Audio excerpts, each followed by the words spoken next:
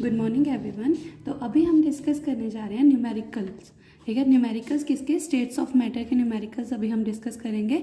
अभी तक जो हमने किया है बॉयज़ लो, चार्ल्स लो, गेलियोसेक लो, एवोगैड्रो लो, कंबाइंड गैस लो और आइडियल गैस इक्वेशन, वो सब आपको मैं करवा चुकी हूँ। उन वीडियोज़ का लिंक इस वीडियो के डिस्क्रिप्शन में मिल जाएगा। तो अभी पहले आप उनको जाके देख सकते हो, फिर इन न्यूमेरिकल को प्रैक्टिस कर सकते हो। ठीक है, तो न्यूमेरिकल प्रैक्टिस में हम आज डिस्कस करेंगे बॉयज़ लो, चार्ल्स लो और गेलियोसेक के इन तीनों लॉज के न्यूमेरिकल्स। ठीक है, तो अगर आपको एक आइडिया हो जाएगा तो आप आगे भी सॉल्व कर सकते हो। That will be helpful for you. तो आप अभी देख सकते हो कि मेरा फर्स्ट क्वेश्चन जो है, a gas occupies a volume of 250 millilitre at 745 mmHg and at 25 degree Celsius. What additional pressure is required to reduce the gas volume to 200 ml at the same temperature? Okay, अभी तक हमने पढ़ा है एक, जब same temperature मतलब कि हमारे पास क्या है, कांस्टेंट टेम्परेचर है और मास तो क्या है, फिक्स्ड ही रहा है। ठीक है, तो मेरे पास बॉयल्स लॉ था, याद है आपको? बॉयल्स लॉ में क्या बताया था मैंने कि pressure is inversely proportional to volume, या हम क्या कर सकते थे, P is equal to K into K by V, और क्या कर सकते थे, P V is equal to K, ये चीज़ थी। ठीक है, तो अब मेरे पास अगर मैं बोलूँ P1 V1 is equal to P2 V2, ये भी मेरे पास क्या था, बॉयल्स लॉ के अकॉर्डिंग क्या आया था, ये भी क्या आया था, कांस्टेंट आया था। ठीक है, तो अब मेरे पास क्या है, जो फर्स्ट वॉल्यूम है V1 दे रखी है, जो V1 दे रखी है वो हमें दे रखी है 250 ml। सबसे पहले गिवन लिख लिया करो।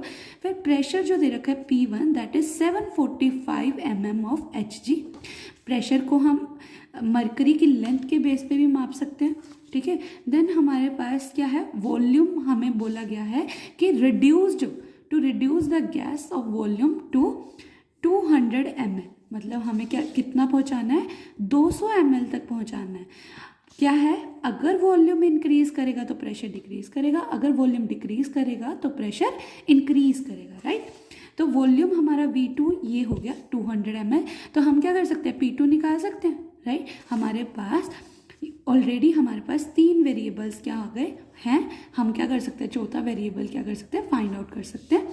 तो P1 V1 is equal to P2 V2, है ना। P1 का कितना है, 745 mmHg, V1 कितनी है, 250 ml। ठीक है, यूनिट्स हमेशा ध्यान रखना, फिजिकल के न्यूमेरिकल्स करते वक्त अगर आप यूनिट्स को लिखोगे ना तो उससे आपको पता चल जाएगा कि हम यूनिट्स जो लिख रहे हैं वो सही लिख रहे हैं या गलत लिख रहे हैं, या हमारा जो आंसर आ रहा है, मान लो प्रेशर है, प्रेशर का आंसर जा तो mm में आएगा, जा एटमॉस्फेयर में आएगा, जा टोर में आएगा। मैं ऑलरेडी बता चुकी हूँ कि प्रेशर के यूनिट्स होते हैं एटमॉस्फेयर, टोर, mmHg, बार, ये सब होते हैं। ठीक है, और अगर आप ml पे निकाल रहे हो तो आपका गलत नहीं होगा, तो इसलिए आपको यूनिट्स को हमेशा ध्यान रख के लिखना है। P2 इंटू V2 कितना है, 200 ml, राइट। तो अभी मैं इसको कैलकुलेट कर देती हूँ। जैसे 700 mmHg ये हो गया आपके पास इसका unit, 250 ml divide by 200 is equal to P2, ये कैंसिल हो गया, ये 4, ये आपका आ गया 5। ठीक है, तो अभी मैंने क्या देखा कि जब मैंने कैंसिल करके आंसर निकाला वो आ गया 937.55 mmHg।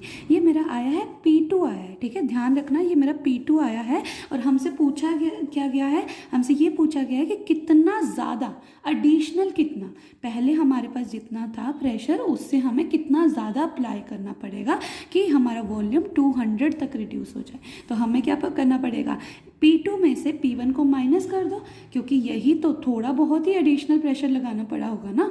तो थोड़ा बहुत कैसा आएगा, P2 में से P1 को माइनस कर दो, दैट इज 937.5 माइनस P1 कितना था, 745 mmHg।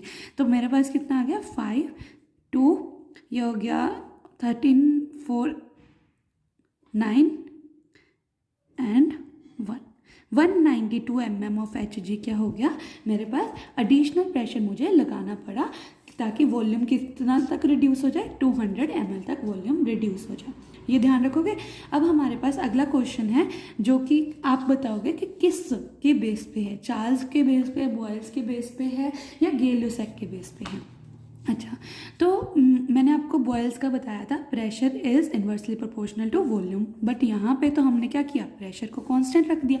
तो ये कौन सा है प्रेशर कांस्टेंट वाला, जा तो आपका एवोगाड्रो हो सकता है, जा आपका क्या हो सकता है, चार्ल्स, ठीक है, प्रेशर क्योंकि कांस्टेंट है। पर यहाँ पे आपको दे दिया कि सैंपल ऑफ गैस ऑक्यूपाइज इतना लीटर एट 25 डिग्री सेल्सियस, और जैसे ही हमने टेम्परेचर को बढ़ाया तो हमारे पास नया वॉल्यूम क्या आएगा।